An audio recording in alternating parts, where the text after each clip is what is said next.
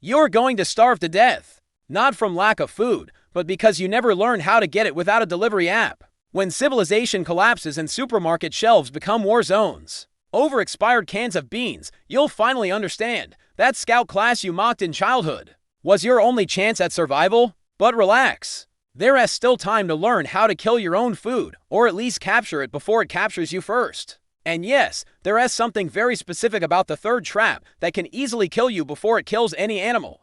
But that comes later. If you want to survive the collapse of society, like this video now, because algorithms work even when the internet goes down, right? Oh, and subscribe to the channel. Maybe you'll need to remember this when you're eating grass. Here's the naked truth. Hunting with weapons is loud, expensive, and draws attention. Exactly the kind of attention you don't want when armed groups are looking for supplies. Traps are silent, efficient, and work while you sleep. They're the perfect solution for those who want to eat without becoming a target. But here's the thing, each of these traps can kill you if you don't know what you're doing. Let's begin. Step 1. Understand that you're the predator now. Forget the romantic image of the noble hunter. You won't be chasing a majestic deer through the forest with a handmade bow. You're going to strangle a 4-pound rabbit while it fights for its life. Trapped in a slip knot you made from fence wire. Glamorous? No. Effective? Absolutely. The snare trap is the most basic, the oldest, and the one that kills the most beginners through sheer stupidity, not the animal, you. What you need: thin steel wire 1mm thickness, or resistant nylon cord, a sharp knife, basic knowledge of animal trails, patience not to accidentally hang yourself testing your own snare. How it works: the simple part. You create a slip knot, a deadly circle that tightens when the animal passes its head through it. The physics are brutal and elegant. The more the animal pulls, the more the snare compresses. The trachea collapses. The prey suffocates. You eat. Step-by-step assembly. First, identify an active trail. Look for fresh tracks, recent droppings, fur caught on low branches. Animals are creatures of habit. They use the same paths repeatedly. Your preferred trail will be narrow, surrounded by vegetation, with clear signs of frequent use. Grab your wire. Make a simple slip knot, a loop that allows one end to slide freely through the other, creating a circle that tightens under tension. The snare diameter should be proportional to the prey size, about 10 centimeters for rabbits, 15 for larger hares. Here comes the critical part. Position the snare at the exact height of the animal's head. Too high, it passes underneath. Too low, it jumps over. Use branches or sticks to create a natural frame that forces the animal to pass exactly where you want. Secure the free end of the wire to something solid, a tree, a stake buried deep. The animal will try to run when it feels the snare tighten. If your anchor fails, you've just created an angry rabbit with a wire collar dragging through the forest. The cinematic part: imagine a silent morning, low fog between the trees. You return to check your trap and see something thrashing at the trail's edge. The rabbit is already dead when you arrive, neck broken, eyes glazed, body still warm. It's your first solo hunt. You should feel pride. Instead, you feel nausea and relief in equal proportions. Welcome to the food chain. What can kill you? Testing the snare on your own wrist just to see if it works. You'd be surprised how many people do this. Also, positioning snares at the height of your own neck when you're crouching to adjust them. One wrong move, one stumble, and you discover firsthand how your rabbits die. And here is something you don't know yet. The position of each trap matters more than you imagine. But that will only make sense when we get to the third trap, where everything can go terribly wrong. Final sentence: the snare doesn't judge, has no remorse, and doesn't fail unless you're stupid enough to become prey to your own trap. Step 2. Accept that nature isn't gentle. If the snare is slow strangulation, the spring trap is sudden execution. Think of it as the guillotine of the trap world. When it works, the animal doesn't even realize what happened. When it fails, you have a mutilated and furious raccoon trapped by the paw, screaming like a possessed child. Guess which scenario is more common? What you need: a young, flexible branch to 3 meters long, strong rope or wire-resistant wooden stake, and improvised trigger. Y-shaped stick, steel nerves for when everything explodes in your face during testing. How it works: the violent part. You trap a flexible branch under extreme tension, bent like a bow about to fire. A delicate trigger keeps everything in place. When the animal touches the trigger, the branch releases instantly, pulling the snare with enough force to break bones. If positioned correctly, the animal is launched into the air and killed by impact trauma. If positioned incorrectly, you're launched into the air. Step by step assembly: find a young branch attached at the base, birch, Willow, anything flexible but resistant. Test its elasticity, bend it almost to breaking point and release. If it whips back with enough force to make you recoil, it works. Attach a rope to the branch tip.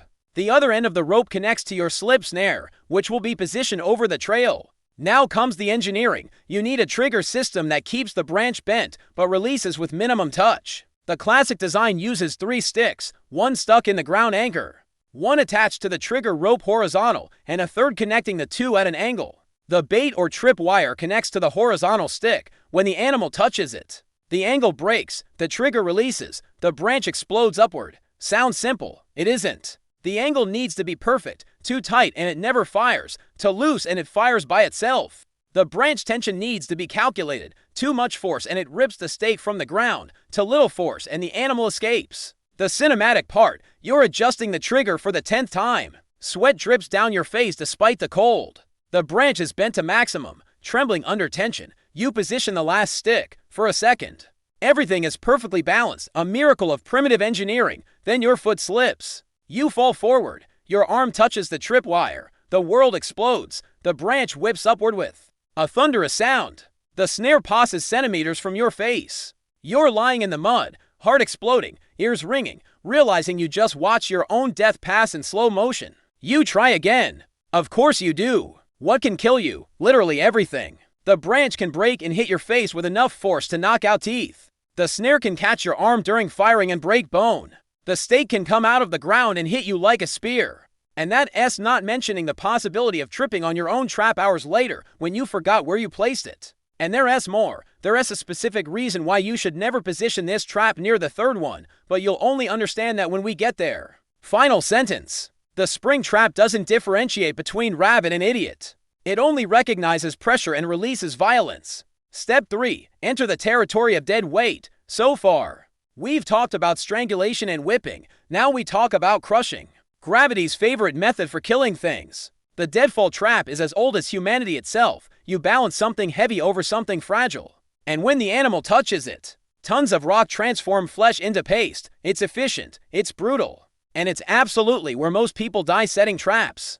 But before we continue, you're still alive, so let's celebrate that. Like this if your previous traps haven't killed you yet. And subscribe to the channel, because the most dangerous part is coming and you'll want to know how to survive it. What you need: a large rock to 050 kilos or heavy log.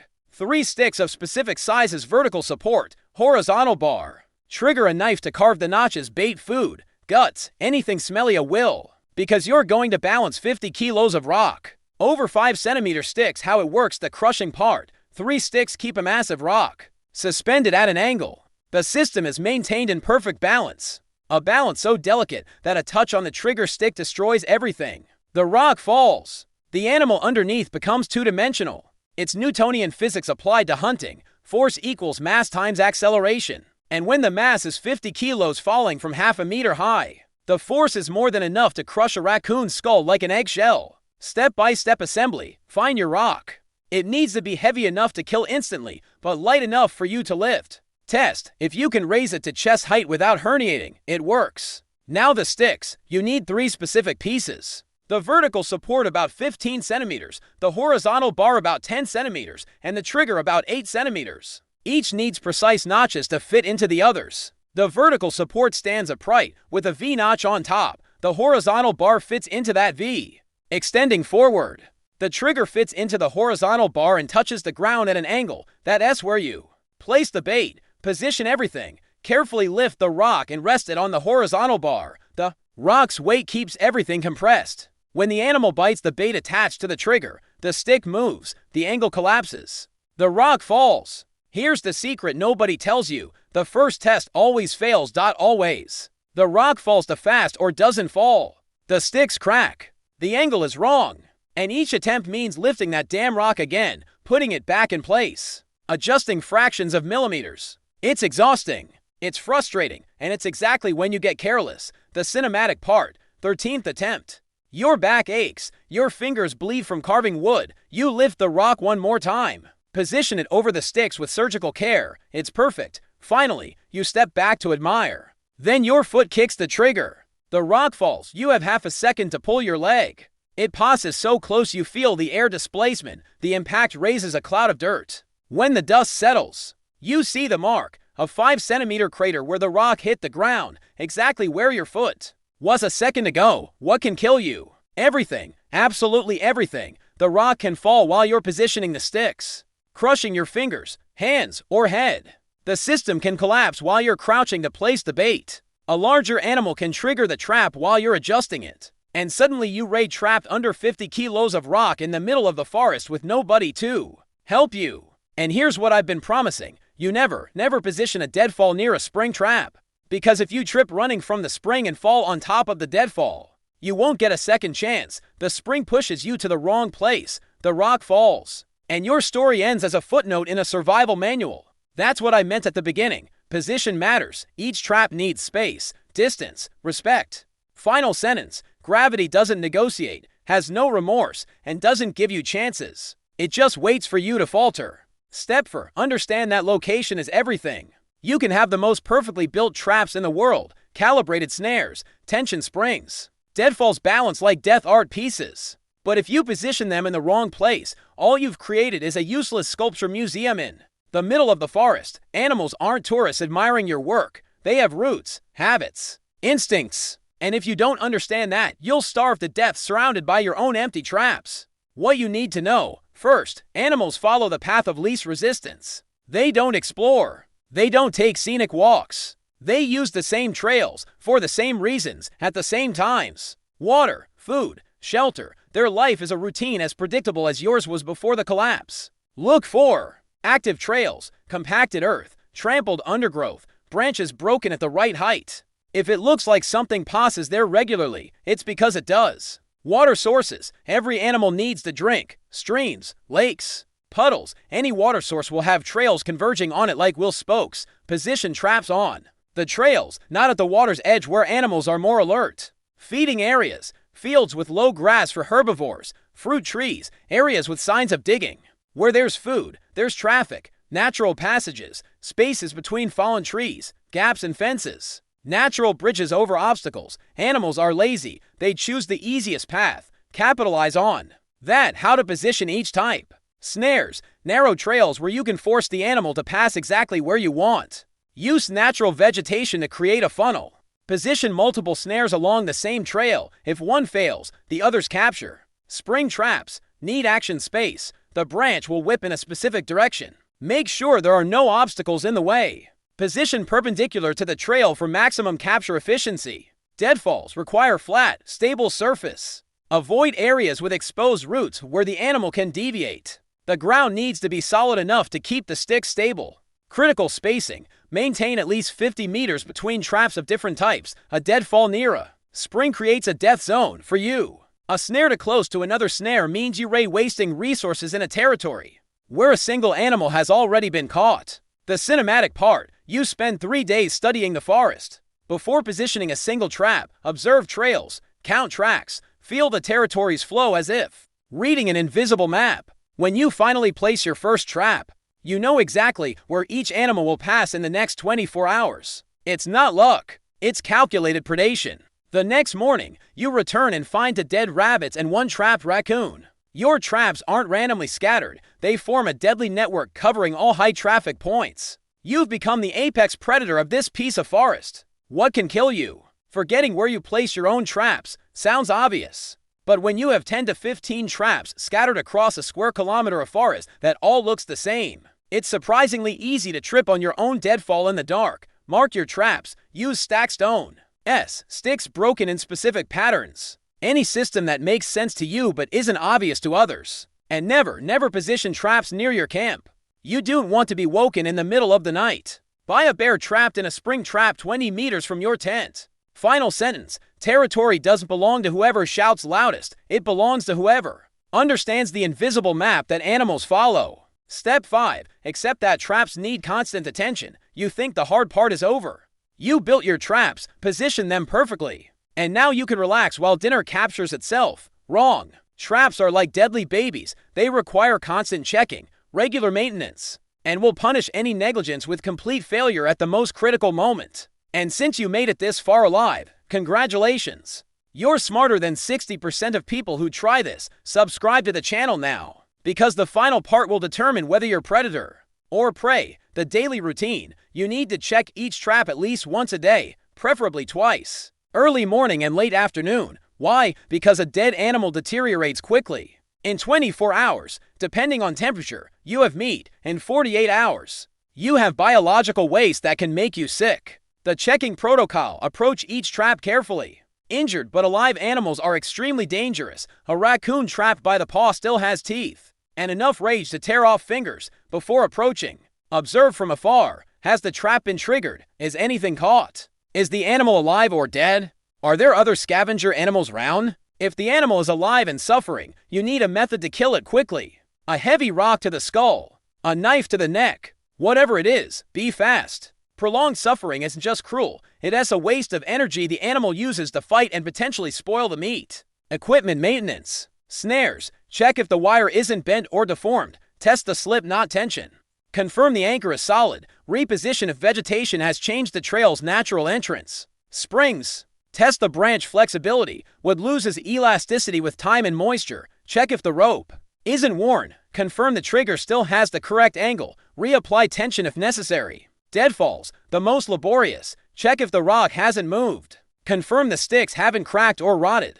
Test the trigger very carefully to ensure it still fires with minimum pressure. Replace any compromised part. Cleaning triggered traps. When you catch prey that trap is temporarily out of service, blood, fur, and death odor alert other animals. You need to remove the body immediately. Clean any blood or tissue. Reset the trap. Consider repositioning if the location has been compromised. The cinematic part. Third day of checking. You follow your established route, moving from trap to trap like a guard on rounds. First trap, triggered, empty, something too small escaped. Second trap, untouched. Third trap, you smell it before you see it, the sweet metallic aroma of fresh blood. You approach slowly. A fat rabbit, dead for a few hours, still warm. Perfect prey. Fifth trap, alert. The spring is stuck at half tension, the trigger broken. Something too big tested and destroyed it. You need new parts. Seventh trap, deadfall triggered, but the rock didn't hit the prey. There are enormous tracks. A wild boar almost died but escaped at the last second. You just created an injured and extremely dangerous animal that now knows and hates traps. Maintenance never ends. What can kill you? Complacency. You check a trap for weeks without incident and start to relax. Stop observing from afar first. Simply arrive and reach to check the trigger. And then discover, half a second too late, that there's a snake coiled under the deadfall you just touched. Or worse, you find a triggered trap with partially eaten prey. You assume it was a scavenger and start resetting, but the scavenger, a coyote, a lynx, a bear, is still around, watching, waiting for you to lower your guard. Final sentence. Traps kill prey, but negligence kills hunters. The only difference is you don't have 9 lives. Congratulations! You reached the end of this tutorial without triggering a deadfall on your own head. That already puts you ahead of 40% of people who try this. You learned to strangle, whip, and crush your food. You understood that positioning matters more than technical perfection. You discovered that traps need attention like deadly plants. Ignore them and they wither, or worse, kill you. Let's recap the open loops I open and now close. Remember when I said the third trap could kill you before killing any prey? It is because deadfalls don't differentiate mass. 70 kilos of human or 15 kilos of raccoon make the same rockfall. Remember when I said positioning a spring near a deadfall was suicide? Because the spring's escape trajectory pushes you exactly into the deadfall's impact radius. To independent traps become a coordinated execution, with you as the target. And remember when I warned about forgetting where you placed your traps. Every year, more people die to their own traps than to other predators' traps. Ironic, isn't it? The truth about survival in the apocalypse is there's no glory, no heroism, no montage with epic music. There's just you, dirty, tired, checking slip knots for the 10th consecutive time while wondering if that noise in the woods was wind or something bigger. You'll capture food. You'll go hungry sometimes. You'll look at a dead rabbit in your trap and feel pride and disgust simultaneously. You'll become a predator not because you wanted to, but because you had to. And maybe, just maybe, when you meet another survivor months later and they ask how you ray alive, you'll simply smile and say, traps, learned it on the internet. They'll think you're joking. You ray not. Civilization fell, but you remain, not because you're stronger, faster, or smarter, but because you learn to kill silently, wait patiently, and deeply respect the fact that each trap is a bilateral contract. Kills the prey or kills the hunter. You chose which side of that contract to occupy. Now go out there and prove you made the right choice. Final sentence. Welcome to the top of the food chain. Try not to fall.